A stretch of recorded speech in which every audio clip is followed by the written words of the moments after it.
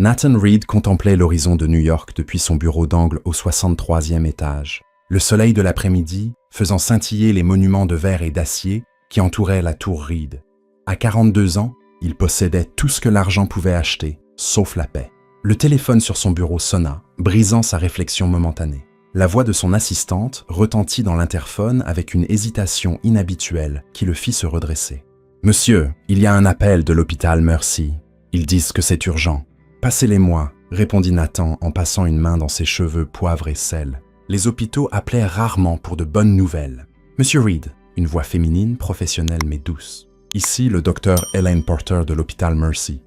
J'appelle au sujet d'Emily Brooks. Elle vous a désigné comme le père de son nouveau-né. Le monde sembla basculer sur son axe. Emily Brooks, son ex-femme.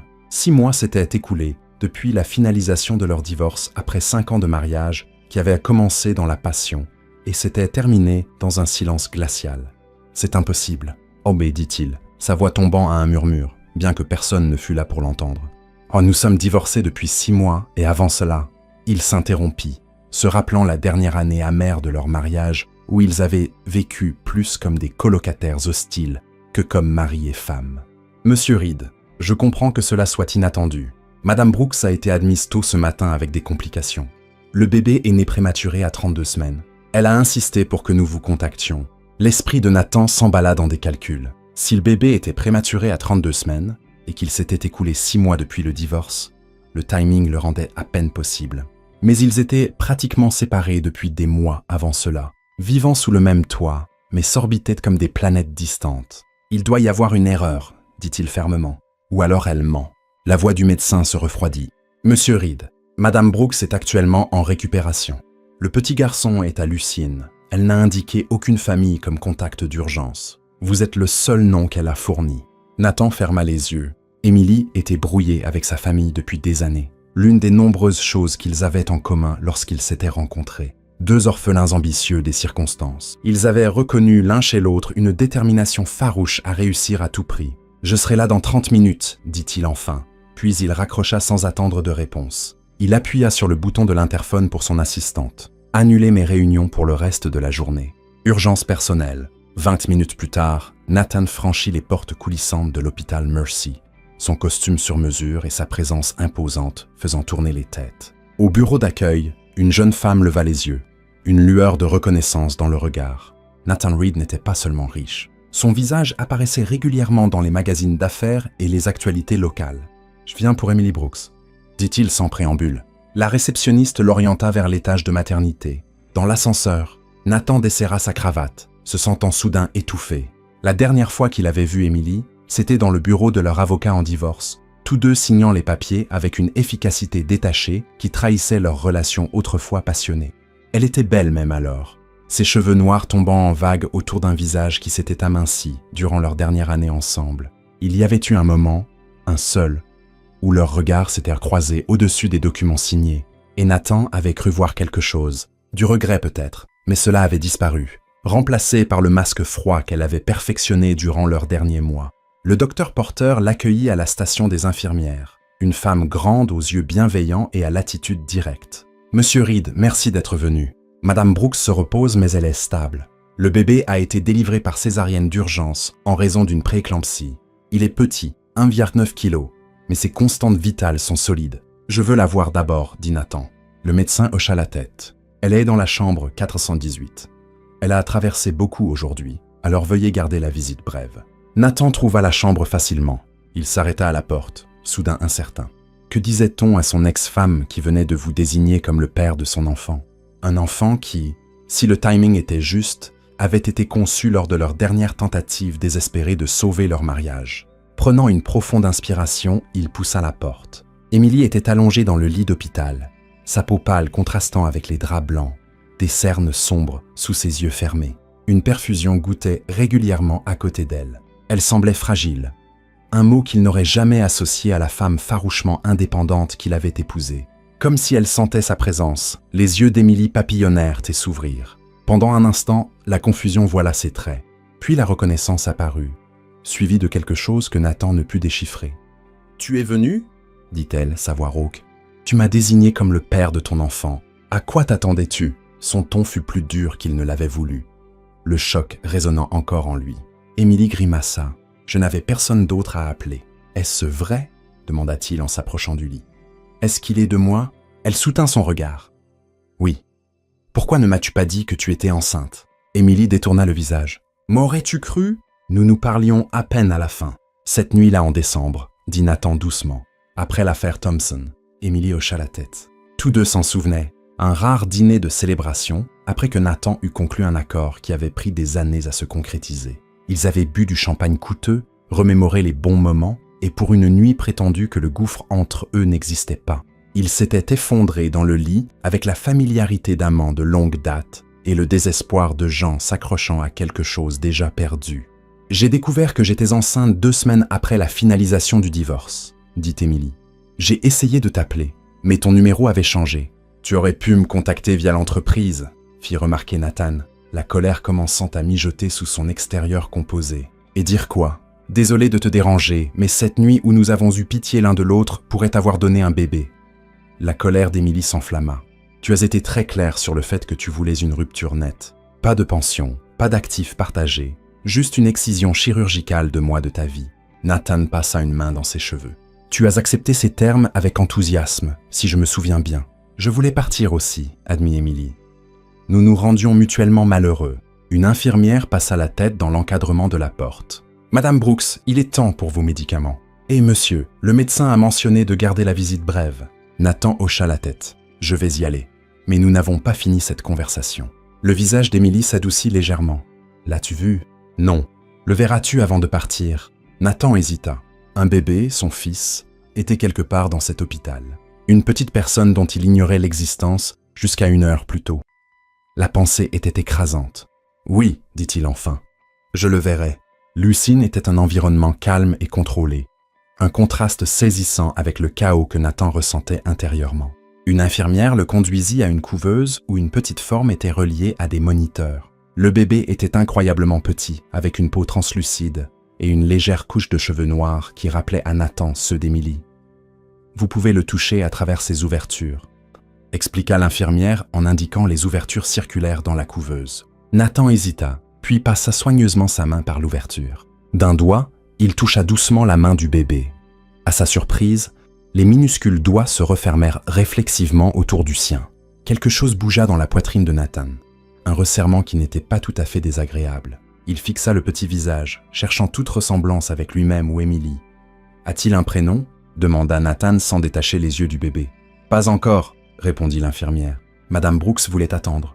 Tandis que Nathan se tenait là à observer la douce montée et descente de la poitrine de son fils, son téléphone vibra dans sa poche. Le monde extérieur s'imposait. Il retira soigneusement son doigt de la prise du bébé et recula. « Je dois y aller, » dit-il à l'infirmière, « mais je reviendrai demain. » Dehors de l'hôpital, Nathan s'assit dans sa voiture, les mains serrant le volant. Emily Brooks, la femme qu'il avait autrefois assez aimée pour l'épouser, la femme qu'il avait à peine reconnue ensuite alors qu'ils s'éloignaient l'un de l'autre, était de retour dans sa vie, et elle avait apporté avec elle un fils, son fils. La question était maintenant de savoir quoi en faire. Nathan dormit à peine cette nuit-là, son appartement en penthouse paraissant plus vide que d'habitude, alors que l'aube se levait sur Manhattan. Il se doucha et s'habilla méthodiquement, son esprit repassant les événements de la veille. À 7 heures, il était de retour à l'hôpital, un gobelet de café intact refroidissant dans sa main, tandis qu'il montait dans l'ascenseur vers l'étage de maternité. Il vérifia d'abord l'état du bébé. Dans la lumière artificielle de Lucine, son fils, le mot semblait encore étranger dans son esprit, paraissait légèrement plus fort, sa peau moins translucide. Une infirmière différente l'accueillit, le mettant à jour sur les progrès de la nuit. « C'est un battant », dit-elle avec un sourire encourageant. « Ses niveaux d'oxygène se sont améliorés depuis hier. » Nathan hocha la tête, ne sachant que dire. Il se tint là, à observer la petite poitrine monter et descendre, comptant chaque respiration comme pour se rassurer de la poursuite de l'existence de l'enfant. « Souhaitez-vous essayer de le tenir aujourd'hui ?» demanda l'infirmière. « Le contact peau à peau est bénéfique pour les bébés prématurés. »« Je ne sais pas comment faire, » admit Nathan.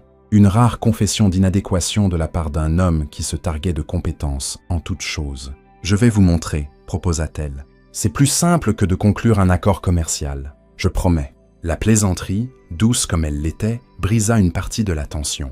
20 minutes plus tard, Nathan était assis dans un fauteuil inclinable, sa chemise déboutonnée, le petit corps chaud de son fils reposant contre sa poitrine nue. Une couverture les recouvrait tous les deux, et l'infirmière avait positionné les divers tubes et fils pour permettre le contact. Nathan n'avait jamais ressenti plus de terreur ou plus de protection de sa vie. Le poids du bébé était négligeable. Pourtant, il se sentait ancré par lui, incapable et peu désireux de bouger. « Je vais vous laisser tous les deux un moment », dit l'infirmière. « Appuyez simplement sur le bouton d'appel si vous avez besoin de quoi que ce soit. » Tandis que la porte se fermait, Nathan baissa les yeux sur le visage endormi. « Je ne sais même pas comment t'appeler, » murmura-t-il. J'y pensais à Alexander. La voix d'Émilie retentit depuis l'encadrement de la porte. Elle était en fauteuil roulant, l'air épuisé mais déterminé. Une infirmière se tenait derrière elle, clairement mécontente de cette visite non programmée. « Mademoiselle Brooks devrait se reposer », dit l'infirmière de manière pointed. « Je serai brève », promit Émilie, ses yeux ne quittant pas Nathan et le bébé. Nathan hocha la tête à l'infirmière qui se retira à contre-cœur, les laissant seuls. « Alexander », répéta Nathan, « d'après ton grand-père. » Émilie parut surprise qu'il s'en souvienne. « Oui, c'était le seul membre de la famille qui m'ait jamais soutenu. Alexander Reed, ou contesta Nathan le nom à voix haute. Brooks Reed, corrigea doucement Émilie, si ça te va. Nathan étudia son visage. Elle paraissait différente d'hier, plus alerte, mais aussi plus sur la défensive, comme si elle avait eu le temps de reconstruire certaines de ses barrières. « Pourquoi ne me l'as-tu pas dit plus tôt ?» demanda-t-il, la question qui l'avait tenu éveillée toute la nuit. Émilie soupira, ajustant sa position dans le fauteuil roulant. « J'ai essayé, Nathan. Je suis venu à ton bureau en janvier, mais ton assistante exécutive, la nouvelle, ne m'a pas laissé passer la réception sans rendez-vous. Et quand j'ai appelé, elle a dit que tu étais booké pour des semaines. Meredith suivait le protocole, dit Nathan, bien qu'un soupçon de doute traversât son esprit. Émilie avait-elle vraiment essayé de le contacter? En février, j'étais en colère, continua Émilie. Je me suis convaincue que tu ne méritais pas de savoir, que je pouvais le faire seule, comme j'ai fait tout le reste dans ma vie. Voilà l'indépendance farouche qui l'avait initialement attiré vers elle et qui avait finalement creusé un fossé entre eux. Emily Brooks s'était hissée de la pauvreté pour devenir une conservatrice d'art respectée. Quand ils s'étaient rencontrés à l'inauguration d'une galerie 6 ans plus tôt, sa détermination égalait la sienne. « Et qu'est-ce qui a changé ?» demanda Nathan, sa main se déplaçant instinctivement pour soutenir le dos du bébé qui remuait légèrement. « À la réalité, » dit Émilie avec un sourire amer. « Des nausées matinales qui duraient toute la journée, des complications qui m'ont obligé à réduire mes heures à la galerie, des factures médicales. » Elle marqua une pause, et peut-être la prise de conscience que ma fierté n'était pas plus importante que son droit de connaître son père. Nathan absorba cela. « M'aurais-tu dit un jour si tu n'avais pas eu à appeler depuis l'hôpital ? J'avais ton nom sur le plan de naissance, admit-elle. Mais je n'étais pas sûre de le faire quand le moment viendrait. » Ils restèrent en silence un moment. Le seul son était le bip doux des moniteurs reliés à Alexander. « Je vends la galerie, » dit enfin Émilie. « Un client a fait une offre le mois dernier. C'est une bonne, suffisante pour qu'Alexander et moi ayons un nouveau départ ailleurs. » La tête de Nathan se releva brusquement. « Tu quittes New York ? J'y pensais à Boston. Mon amie Sarah a une maison d'amis où nous pourrions séjourner jusqu'à ce que je règle les choses. »« Et moi dans tout ça ?» demanda Nathan, une vague surprenante de possessivité montant dans sa poitrine. « Tu viens de me dire que j'ai un fils, et maintenant tu prévois de l'emmener à Boston. » L'expression d'Émilie se durcit. « Je ne te l'enlève pas, Nathan. Tu le sais depuis moins de 24 heures. Et soyons honnêtes, quel rôle comptais-tu jouer de toute façon? Les chèques de pension alimentaire ne nécessitent pas de proximité géographique. » L'accusation piqua, en partie parce que Nathan n'avait pas encore pensé au-delà de la situation immédiate. Quel rôle voulait-il dans la vie de son fils? L'enfant remua contre sa poitrine, et Nathan ressentit à nouveau ce resserrement étrange. « Ce n'est pas juste, » dit-il doucement. « Tu ne m'as pas donné la chance de décider. » Les yeux d'Émilie brillèrent. « La vie n'est pas juste. Quelque chose que nous avons tous les deux appris tôt, n'est-ce pas? » C'était vrai. Ils s'étaient initialement liés sur des enfances similaires. Émilie élevée par un grand-père alcoolique après la mort de ses parents. Nathan ballotté entre foyers d'accueil après que sa mère l'eût abandonné. Leur détermination partagée à ne plus jamais être vulnérable les avait rapprochés et finalement séparés. « Que veux-tu de moi, Émilie » demanda directement Nathan. Elle soutint son regard. « Rien que tu ne sois prêt à donner. Un soutien financier aiderait, oui, mais je ne m'attends pas à ce que tu deviennes soudain père de l'année. Le ton de rejet dans sa voix attisa la nature compétitive de Nathan. « Ne me sous-estime pas. » Émilie sourit presque. « Je ne l'ai jamais fait. C'était l'un de nos problèmes, souviens-toi » Un coup à la porte les interrompit. Le docteur Porter entra, fronçant les sourcils en regardant Émilie. « Madame Brooks, vous devriez être au lit. Vous avez subi une opération majeure hier. »« Je pars, dit Émilie, mais ses yeux restèrent sur Nathan. « Réfléchis à ce que tu veux, Nathan. Vraiment. Pas ce que tu penses devoir vouloir ou ce que ton image exige. Alexander mérite cela. » Tandis que le médecin emmenait Émilie en fauteuil, Nathan resta avec le poids de ses mots et le poids plus léger de son fils sur sa poitrine. Il baissa les yeux sur Alexander, étudiant les petits traits pour y trouver une ressemblance avec lui-même. « Que veux-je » murmura-t-il. Le téléphone de Nathan vibra dans sa poche. D'une main libre, il vérifia l'écran. 15 appels manqués et 23 emails depuis la veille. La fusion Thomson ne se finaliserait pas seule. Les investisseurs de Hong Kong n'attendraient pas. Le monde qu'il avait bâti continuait de tourner, exigeant son attention. Pourtant, pour la première fois dans sa vie acharnée et implacable, Nathan Reed se demanda s'il y avait quelque chose de plus important que le prochain accord, la prochaine acquisition, la prochaine victoire.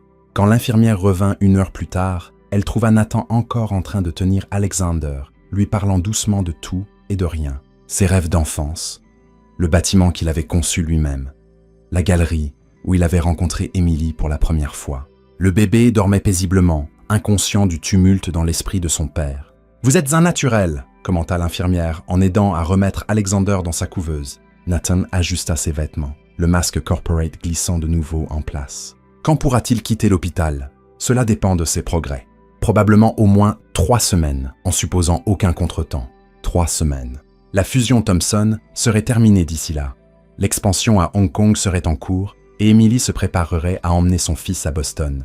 Nathan jeta un dernier regard à Alexander, puis se dirigea vers la sortie.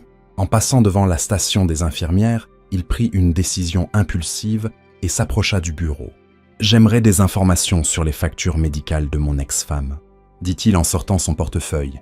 « Emily Brooks, chambre 418. Je veux couvrir toutes les dépenses, passées et futures. » L'infirmière l'orienta vers le service de facturation, où Nathan tendit sa carte Platinum sans sourciller devant les coûts croissants d'une naissance prématurée et de soins intensifs néonatals. « Y a-t-il autre chose, monsieur Reed ?» demanda l'employé de facturation, clairement impressionné par sa générosité aisée. « Oui, » dit Nathan, prenant une autre décision impulsive. « Je veux savoir ce qu'il faudrait pour les faire transférer à New York Presbyterian.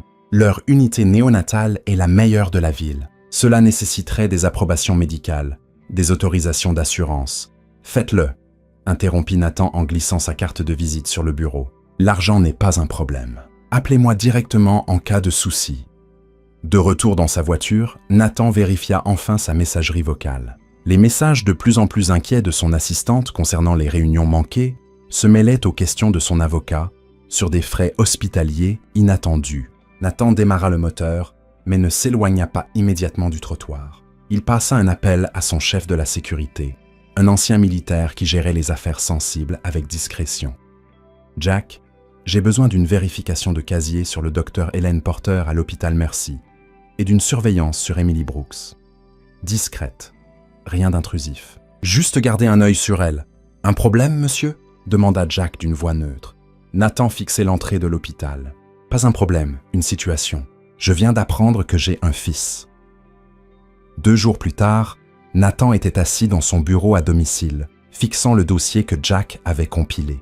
La vérification sur le docteur Porter n'avait rien révélé de suspect. Elle était exactement ce qu'elle semblait être. Une obstétricienne respectée avec 20 ans d'expérience. Le rapport sur Emily était plus éclairant. Les relevés financiers montraient que sa galerie, Brooks Contemporary, battait de l'aile depuis 1 an.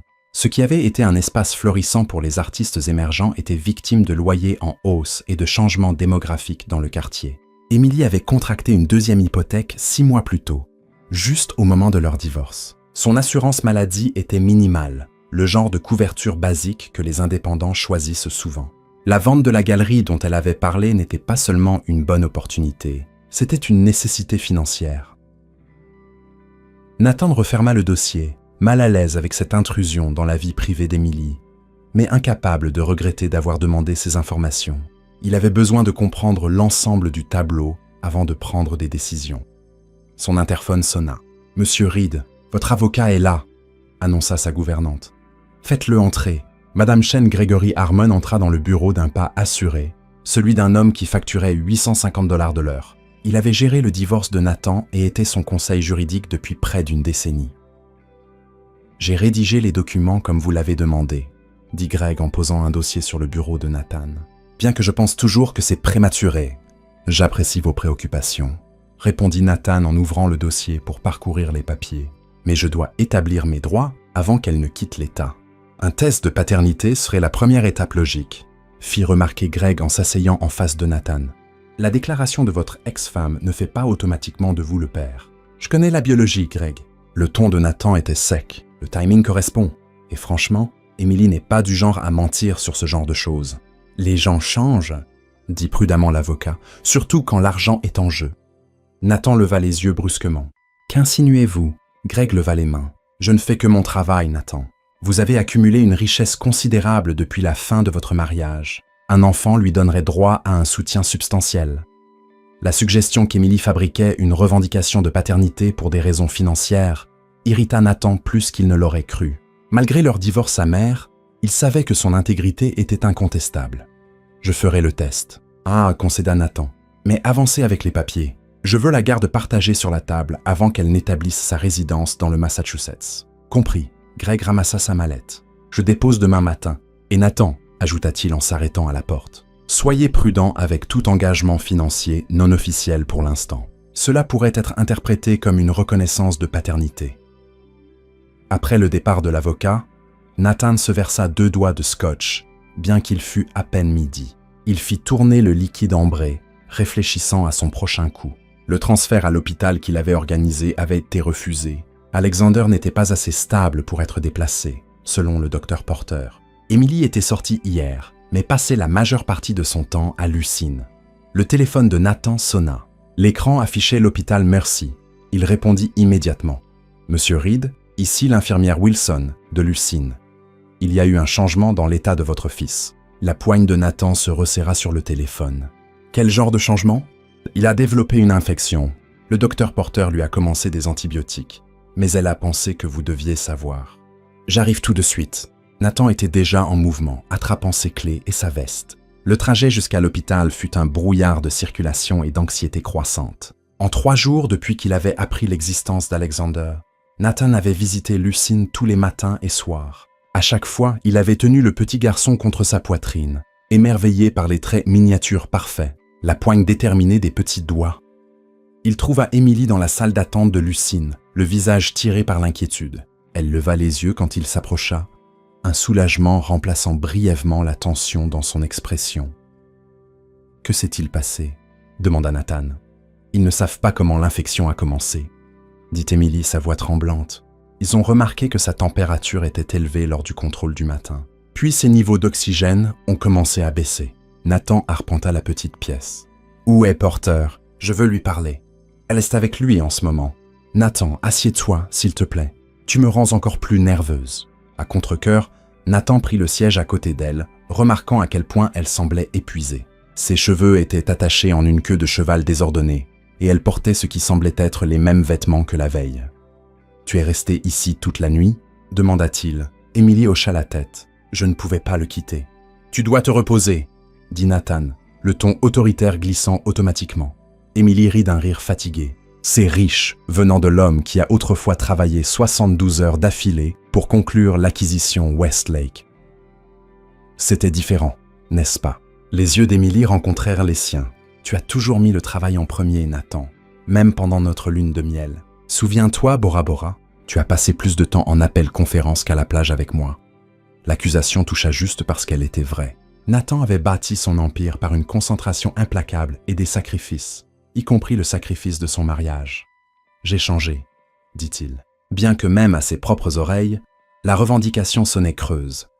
Emily ne répondit pas, se tournant plutôt quand le docteur Porter entra dans la salle d'attente. Les 2 parents se levèrent immédiatement. « Les antibiotiques commencent à faire effet », dit le médecin sans préambule. Sa fièvre a légèrement baissé et ses niveaux d'oxygène se stabilisent. Les prochaines 24 heures seront critiques, mais il répond au traitement. « Pouvons-nous le voir ?» demanda Emily. Le docteur Porter hocha brièvement la tête. Nous limitons les contacts pour réduire le risque d'infection supplémentaire. Ils la suivirent jusqu'à l'Uessine où Alexander était allongé dans sa couveuse, paraissant encore plus petit et vulnérable qu'avant. Des moniteurs et tubes supplémentaires avaient été ajoutés, chaque bip et lecture rappelant sa fragile emprise sur la vie. Emily pressa sa main contre la barrière en plastique, des larmes coulant silencieusement sur ses joues. Nathan se tenait à côté d'elle, luttant contre un resserrement inattendu dans la gorge. « C'est un battant », les assura le docteur Porter. « Les prématurés font souvent face à des revers, mais ils sont remarquablement résilients. » Après son départ, Nathan et Emily restèrent en silence, observant leur fils lutter à travers les parois transparentes qui les séparaient. « J'ai déposé une demande de garde partagée aujourd'hui, » dit enfin Nathan, les mots s'échappant avant qu'il ne puisse reconsidérer. Emily se raidit à côté de lui. « Quoi ?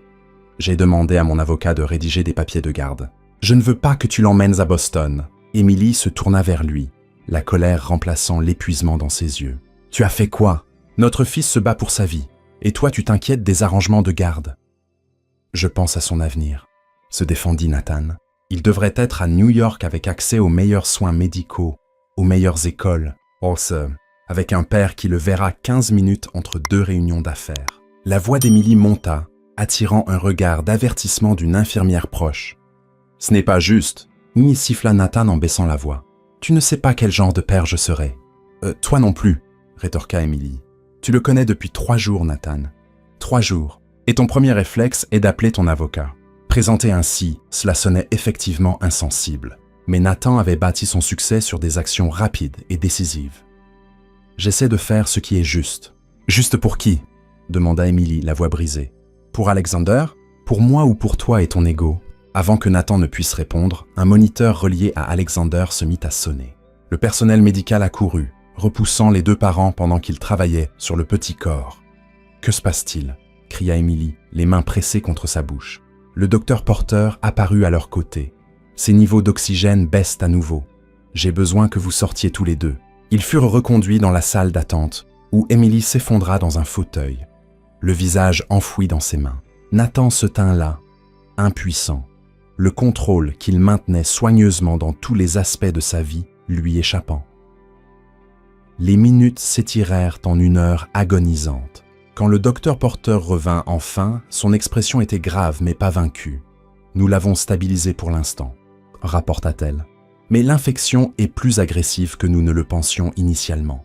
Nous changeons ses antibiotiques et le surveillons de près. »« Va-t-il s'en sortir ?» demanda Nathan, exprimant la peur qui planait entre eux.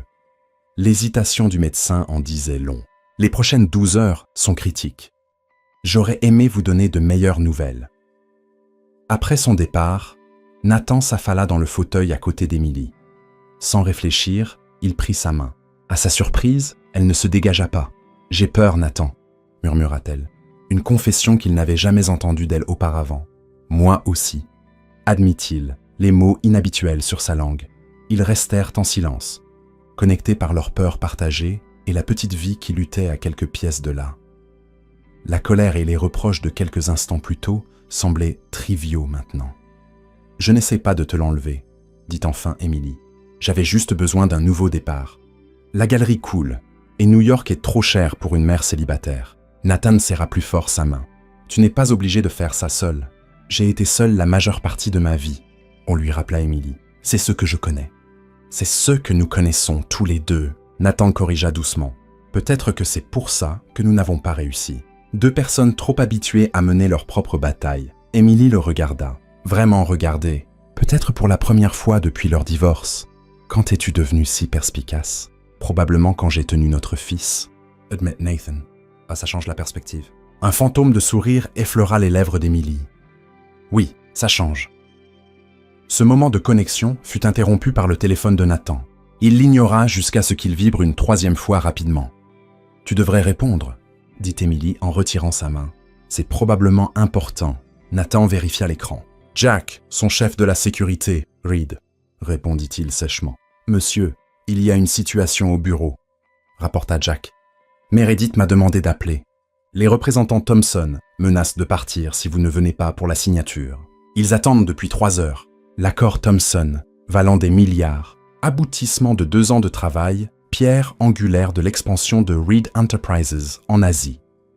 Nathan jeta un œil à Emily, qui l'observait avec cette expression résignée qu'elle avait trop souvent portée pendant leur mariage. « Dites-leur que j'arrive dans 30 minutes, dit-il en raccrochant. « Vas-y, dit Emily avant qu'il ne puisse parler. Certaines choses ne changent jamais, hein ? Oh, c'est différent, et insista Nathan. Cet accord en est toujours un autre. Termina Emily pour lui. Je connais le scénario, Nathan. Je l'ai vécu pendant 5 ans. Nathan se leva, déchiré entre l'appel des affaires et la vie fragile dans l'USN. Je reviens dès que c'est fini. Ne t'inquiète pas pour nous, dit Emily en se détournant. On s'en sortira. Comme toujours. Nathan hésita, puis se pencha et posa un baiser sur son front. Je reviens, y promit-il. Les choses sont différentes maintenant. Tandis qu'il se dirigeait vers la sortie, Nathan essaya d'ignorer la voix dans sa tête, qui soulignait que ses actions prouvaient qu'Emily avait raison. Certaines choses ne changeaient jamais, mais il leur montrerait à tous les deux qu'ils pouvaient être différents, qu'il pouvait être le père dont Alexander avait besoin. À mi-chemin de sa voiture, le téléphone de Nathan sonna à nouveau. Cette fois, c'était le docteur Porter. « Monsieur Reed, vous devez revenir immédiatement, » dit-elle, la voix urgente. « L'état d'Alexander s'est aggravé. Nous l'emmenons en chirurgie d'urgence. » Nathan courait déjà vers l'entrée de l'hôpital. « Que s'est-il passé ?» L'infection a affecté son cœur. Nous devons opérer maintenant. « J'arrive, » dit Nathan, sa décision prise en un instant. Tandis qu'il courait vers l'USN, il appela Jack. « Dites au représentant Thompson que je ne viendrai pas. Reporté ou annulé. Peu importe. »« Monsieur. » Et la voix de Jack trahissait le choc. « Mais la fusion !»« Mon fils subit une chirurgie d'urgence. » Nathan le coupa. « Rien d'autre ne compte pour l'instant. » Il raccrocha en atteignant Lucine, où Emily se tenait entourée de personnel médical, le visage blême de terreur. Elle leva les yeux quand il s'approcha, surprise et soulagement se mêlant dans son expression. « Tu es revenu, » dit-elle. Nathan prit sa main, la serrant fort. « Je ne vais nulle part, » promit-il, et cette fois, il le pensait. La salle d'attente chirurgicale devint leur monde pour les 6 heures suivantes. Nathan et Emily étaient assis côte à côte, parlant occasionnellement, mais le plus souvent silencieux, unis dans leur veille. À plusieurs reprises, le téléphone de Nathan vibra avec des messages de son bureau, mais il les ignora tous, son attention entièrement fixée sur les portes fermées, au-delà desquelles les chirurgiens luttaient pour sauver la vie de son fils. Emily somnolait par intermittence contre son épaule, l'épuisement finissant par l'emporter. Nathan resta éveillé, son esprit bouillonnant de souvenirs et de regrets. Il repensait à leur jour de mariage 5 ans plus tôt, Emily rayonnante dans une simple robe blanche, tous deux rougissant de succès et d'ambition. Ils avaient juré de construire une vie ensemble, mais en chemin, ils avaient plutôt édifié des vies séparées, des chemins parallèles qui se croisaient rarement. Quand le docteur Porter émergea enfin, son bonnet chirurgical encore en place, les 2 parents se levèrent d'un seul mouvement. « Il a survécu à l'opération », annonça-t-elle, et Nathan sentit Emily s'affaisser de soulagement à côté de lui. « Nous avons réparé les dommages à sa valve cardiaque. Il est en train d'être transféré en salle de réveil maintenant. Va-t-il s'en sortir ?» demanda Emily, la voix petite. « Il est toujours en état critique, mais ses chances sont bien meilleures maintenant. » dit prudemment le médecin. « Les prochaines 48 heures nous en diront plus sur son pronostic à long terme. Vous devez vous préparer. Sa récupération sera un marathon, pas un sprint. »« Quand pourrons-nous le voir ?» demanda Nathan. « Dans environ 1 heure. Il sera fortement sédaté. » Après le départ du docteur Porter, Emily s'effondra dans son fauteuil, des larmes de soulagement coulant sur son visage. Nathan s'assit à côté d'elle, ses propres émotions menaçant de submerger son contrôle habituel. « J'ai cru que nous allions le perdre, » murmura Emily. « Moi aussi, » admet Nathan.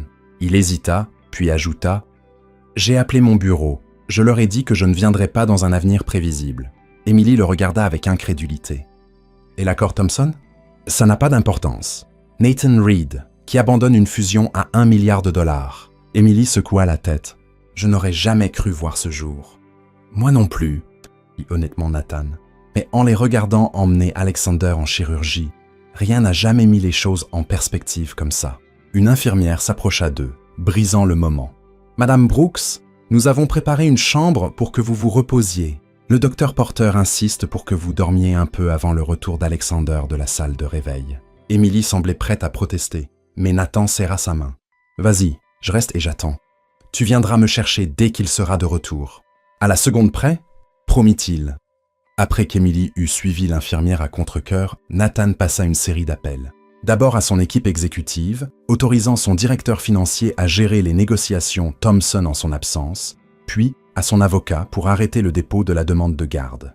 Alors qu'il terminait le dernier appel, son assistante Meredith appela. « Monsieur Reed, j'ai reporté vos réunions pour les 2 prochaines semaines comme demandé. » rapporta-t-elle efficacement. « Y a-t-il autre chose dont vous avez besoin ?» Nathan hésita. « Meredith, est-ce qu'Emily Brooks a essayé de me voir en janvier ?» Une pause. « Oui, monsieur. Elle est venue au bureau plusieurs fois sans rendez-vous, et vous ne l'avez pas laissée passer parce que vous m'aviez demandé de filtrer tous les appels et visites personnelles après le divorce, monsieur. Surtout de Madame Brooks. Vous aviez dit que c'était une rupture nette et de ne pas être dérangé avec, je cite, « les retombées émotionnelles ». Nathan ferma les yeux, se rappelant l'état amer dans lequel il était après avoir signé les papiers de divorce. « Merci pour la clarification, Meredith. À l'avenir, veuillez passer immédiatement Madame Brooks si elle appelle ou vient. »« Bien sûr, monsieur. Et puis-je vous dire félicitations pour votre fils. » Le mot le secouait encore. Fils, Nathan Reed, qui avait passé sa vie à éviter les attachements et les vulnérabilités, était le père de quelqu'un. Quand ils l'autorisèrent enfin à voir Alexander, le bébé était relié à encore plus de machines qu'avant, son petit corps paraissant incroyablement fragile parmi les tubes et les fils. Une infirmière expliqua chaque moniteur et chaque lecture, assurant à Nathan que même si cela semblait effrayant, Alexander tenait bon.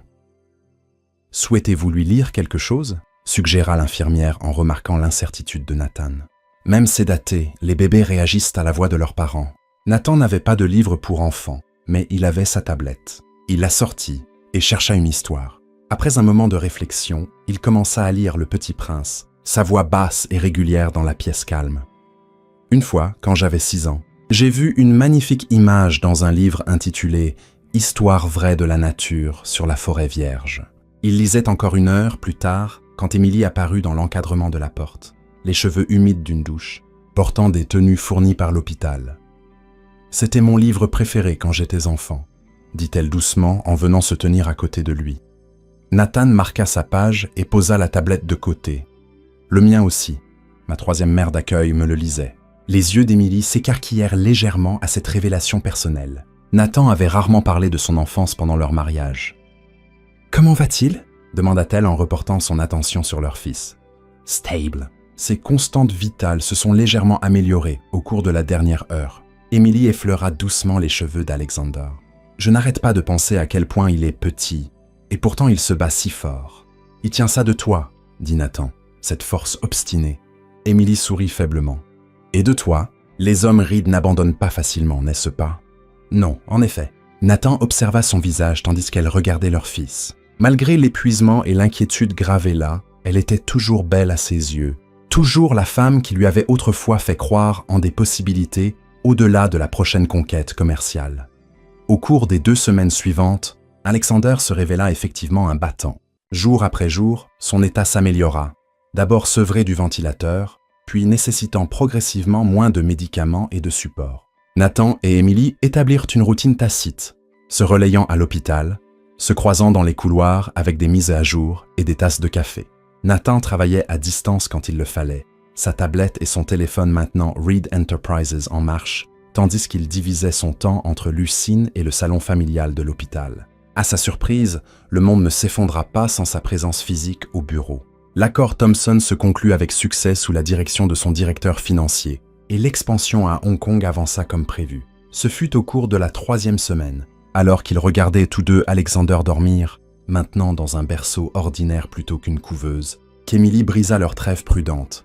« J'ai réfléchi à Boston », commença-t-elle hésitante. Nathan se tendit. « Quoi à ce sujet ? Je ne pense pas que nous devrions y aller. » Emily croisa directement son regard. « Alexander a besoin de nous deux, au moins pour l'instant. Et le spécialiste que le docteur Porter a recommandé est ici à New York. » Un soulagement envahit Nathan, bien qu'il gardât une expression neutre. « Et la galerie ? Tes plans ?» Emily soupira. La vente a échoué la semaine dernière. L'acheteur s'est retiré après avoir entendu parler de l'état d'Alexander. « Trop d'incertitudes, a-t-il dit. »« Je suis désolé, » dit Nathan, et il le pensait vraiment. La galerie avait été la fierté et la joie d'Emily, l'aboutissement de son parcours d'étudiante boursière en art à conservatrice respectée. Ce n'est pas grave. Certaines choses comptent plus. Elle effleura la joue d'Alexander. Je trouverai autre chose. Nathan resta silencieux un moment, pesant soigneusement ses mots. J'ai une proposition. Émilie haussa un sourcil. Professionnelle ou personnelle? Les deux peut-être. Nathan se pencha en avant. La Fondation Reed planifie une initiative artistique. Soutenir les artistes émergents, fournir des espaces d'exposition, offrir des subventions. Elle a besoin de quelqu'un pour la diriger, quelqu'un avec vision et expérience. Tu veux que je travaille pour toi? Le ton d'Émilie était incrédule. Pas pour moi, avec moi. La fondation est séparée de Reed Enterprises. Tu aurais un contrôle créatif total. Émilie étudia son visage. Pourquoi ferais-tu ça? Parce que tu es doué dans ce que tu fais, dit honnêtement Nathan. Et parce que ça te permettrait de rester à New York, de t'offrir une stabilité financière, de garder ta carrière dans les arts. Massa et de garder Alexander près de toi. Mon, s'ajouta Émilie avec perspicacité. Nathan hocha la tête. Ça aussi. Émilie resta silencieuse un long moment. J'aurais besoin de mon propre bureau, séparé de la tour Reed. Bien sûr. Et d'un budget que je contrôle dans la raison. Un soupçon de sourire effleura ses lèvres. Et pas de microgestion de ta part. Je ne peux pas promettre ça, a admis Nathan, mais j'essaierai. Émilie baissa les yeux sur Alexander, puis les releva vers Nathan. J'y réfléchirai. 2 jours plus tard, le docteur Porter leur annonça la nouvelle qu'ils attendaient. Alexander était assez fort pour rentrer à la maison. Tandis qu'Émilie rangeait les quelques affaires de bébé qu'ils avaient accumulées dans la chambre d'hôpital, Nathan complétait les papiers de sortie, sa signature coulant au bas de formulaire après formulaire.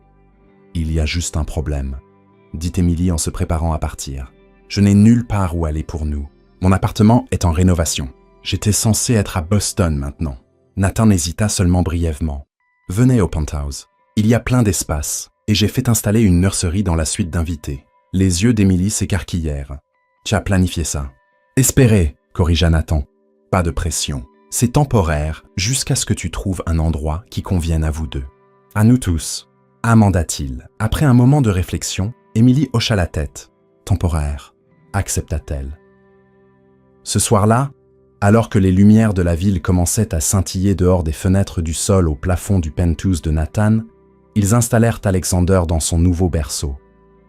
La nursery avait été assemblée à la hâte, mais avec expertise par une décoratrice d'intérieur que Nathan avait appelée la semaine précédente. Peinte en gris doux et bleu avec un thème céleste qui rappelait à Émilie son exposition préférée à la galerie. « C'est parfait », dit-elle, sincèrement impressionnée. « Je ne savais pas que tu avais si bon goût en déco pour bébé. »« Je n'en ai pas, » admet Nathan. « J'ai montré à la décoratrice le site de ta galerie. Elle a dit que ça correspondait à ton esthétique. » La prévenance du geste prit Émilie au dépourvu. C'était un Nathan différent de l'homme qu'elle avait divorcé. Toujours autoritaire et confiant, mais avec une nouvelle conscience, une considération qu'elle n'avait pas vue auparavant. Ils s'installèrent dans une coexistence prudente. Au cours des semaines suivantes, Nathan convertit l'un de ses espaces de bureau à domicile en espace de travail pour Émilie, où elle pouvait rechercher des artistes et planifier le rôle à la fondation qu'elle avait accepté avec prudence. Alexander s'épanouissait dans l'environnement paisible, prenant du poids et de la force chaque jour. Un soir, alors qu'ils étaient assis sur la terrasse à regarder le coucher du soleil après avoir couché Alexander pour la nuit, Émilie exprima ce qui lui trottait dans la tête. « C'est étrange, non? Vivre ensemble à nouveau après tout ça. » Nathan but une gorgée de son vin. Bizarrement bon ou bizarrement mauvais? Je ne suis pas encore sûr. Émilie replia ses pieds sous elle sur le canapé d'extérieur. Mais différent. Tu es différent. Avoir la vie complètement bouleversée a tendance à changer la perspective, dit Nathan avec un sourire ironique. C'est plus que ça. Émilie l'étudia. Tu écoutes maintenant. Tu es présent. L'ancien Nathan aurait été sur son téléphone pendant le dîner, à calculer mentalement les marges bénéficiaires. L'ancien Nathan ne savait pas ce qu'il manquait, il admit doucement. Ils restèrent un moment dans un silence confortable avant qu'Émilie ne reprenne la parole. « Je voulais te demander quelque chose. Cette nuit-là, la célébration Thompson en décembre. Pourquoi m'as-tu invité? Nous étions pratiquement séparés à ce moment-là. » Nathan réfléchit à la question. « Je crois que je voulais me souvenir de ce que nous avions été avant que tout ne tourne mal. Et peut-être, hésita-t-il, peut-être que je voulais voir s'il restait quelque chose à sauver. Et y en avait-il? Demanda Émilie, sa voix à peine audible par-dessus les bruits lointains de la ville. J'ai cru que non, dit honnêtement Nathan. Mais maintenant, je n'en suis plus si sûr. Émilie croisa son regard. son expression vulnérable d'une manière qu'ils n'avaient pas vue depuis leur premier jour ensemble. « J'ai peur, Nathan. Pas seulement de souffrir à nouveau, mais de te faire souffrir. De retomber dans les mêmes schémas.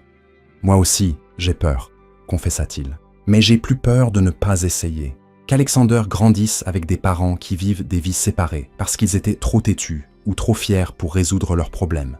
Nous avions de vrais problèmes, lui rappela Emily. Ils n'ont pas disparu simplement parce que nous avons eu un bébé. Non, convint Nathan. Mais peut-être avons-nous maintenant de meilleures raisons de les affronter, de trouver des solutions plutôt que des issues de secours. Emily resta silencieuse un long moment. Je ne veux pas précipiter les choses. Moi non plus, dit Nathan. Nous avons tous les deux changé. Nous devons nous redécouvrir, comprendre qui nous sommes en tant que parents d'Alexander, avant de décider ce que nous pourrions être l'un pour l'autre. Emily hocha la tête, un petit sourire aux lèvres. Ça semble raisonnable. Très peu, Nathanien. J'apprends, dit-il avec un sourire en réponse. 6 mois plus tard, par un matin d'automne frisquet, Nathan se tenait dans son bureau à la tour Reed, contemplant le paysage urbain. Sur son bureau trônait une photo encadrée d'Alexander, désormais un robuste bébé de 8 mois au sourire éclatant, avec les cheveux noirs d'Emily et, comme tout le monde s'accordait à dire, le menton déterminé de Nathan. Son interphone sonna. « Monsieur Reed, votre rendez-vous de 13h est là. Faites-la entrer », répondit Nathan en ajustant sa cravate. Emily entra, vêtue d'un blazer élégant et portant un portfolio. L'initiative artistique de la fondation Reed devait être lancée le mois prochain, et en tant que directrice, Emily avait travaillé sans relâche pour préparer l'exposition inaugurale. « Prêt pour le déjeuner ?» demanda-t-elle. « J'ai apporté les sélections finales d'artistes pour que tu les examines.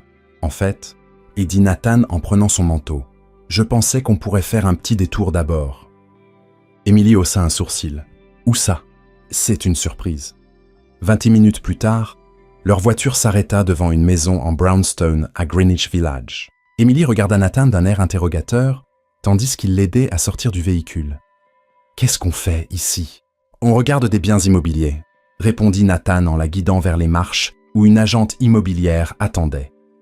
La brownstone était magnifique. 4 étages d'architecture classique avec des mises à jour modernes, un jardin privé à l'arrière et une terrasse sur le toit offrant une vue sur la ville. « C'est superbe », dit Emily après la visite. « Tu penses l'acheter pour la fondation ?» Nathan secoua la tête. « Je pense l'acheter pour nous. » Tous les trois, Emily le fixa. « Quoi ? Le penthouse a toujours été plus mon style que le tien, » expliqua Nathan. « Tu adorais notre premier appartement, celui du village avec les murs en briques et le puits de lumière. Tu disais qu'il avait du caractère. Tu t'en souviens ?» dit Emily, surprise. « Je me souviens de plus de choses que tu ne le crois, » répondit Nathan. « Cet endroit a du caractère aussi, et de l'espace pour qu'Alexander grandisse, un jardin où il pourra jouer. » Emily marcha lentement dans la chambre principale, passant les mains sur les moulures d'origine. C'est parfait. Mais Nathan, acheter une maison ensemble est un grand pas. Je sais. Nathan prit ses mains dans les siennes. Ces 6 derniers mois, te regarder avec Alexander, travailler avec toi sur la fondation, te redécouvrir, ça a été la période la plus heureuse de ma vie. Les yeux d'Emily brillèrent. La mienne aussi. Nous ne sommes pas les mêmes personnes qui se sont mariées il y a 5 ans, continua Nathan. Et nous ne sommes pas non plus ceux qui ont divorcé il y a 1 an. Je crois que nous sommes meilleurs, séparément et ensemble. Tu me demandes en mariage ? Demanda Emily, une pointe de sa franchise d'antan revenant. Pas encore, dit Nathan avec un sourire. Mais je suggère qu'on fasse un pas de plus. Vivre ensemble, non pas par contrainte des circonstances, mais parce que nous choisissons de construire un foyer pour notre fils et pour nous-mêmes. Emily regarda autour de la belle pièce, puis revint à Nathan. Tu ne vas pas l'acheter sans mon accord, hein ? L'ancien Nathan l'aurait fait. Le nouveau Nathan sait qu'il vaut mieux ne pas prendre de décision unilatérale concernant notre famille, répondit-il. C'est juste une option. On peut en voir d'autres. Notre famille, répéta doucement Emily. J'aime bien le son de ça. 6 mois après son divorce, Nathan Reed avait reçu un appel qui avait changé sa vie. 1 an après cet appel, alors que les feuilles d'automne tourbillonnaient autour des marches de leur nouvelle brownstone, Nathan regarda Emily pousser le landau d'Alexander par la porte d'entrée de leur maison. Le bébé babillait avec excitation, tendant les bras vers son père tandis que Nathan s'approchait. « Bienvenue à la maison », dit Nathan en soulevant son fils dans ses bras. De sa main libre, il attira Emily contre lui, déposant un baiser sur son front. « Maison », acquiesça-t-elle. ses yeux croisant les siens avec une chaleur qui avait autrefois été perdue, mais qui maintenant, comme tant d'autres choses dans leur vie, avait été retrouvée. Tandis qu'ils franchissaient le seuil ensemble, Nathan réfléchit que certaines fins étaient en réalité des commencements déguisés, et que parfois les secondes chances arrivaient dans les emballages les plus inattendus. Que pensez-vous de cette histoire? Partagez votre avis dans les commentaires. Sur une échelle de 0 à 10, comment noteriez-vous cette histoire? Abonnez-vous à la chaîne et activez la cloche de notification pour suivre toutes nos histoires. Et n'oubliez pas de découvrir d'autres histoires émouvantes en cliquant ici sur l'écran de fin.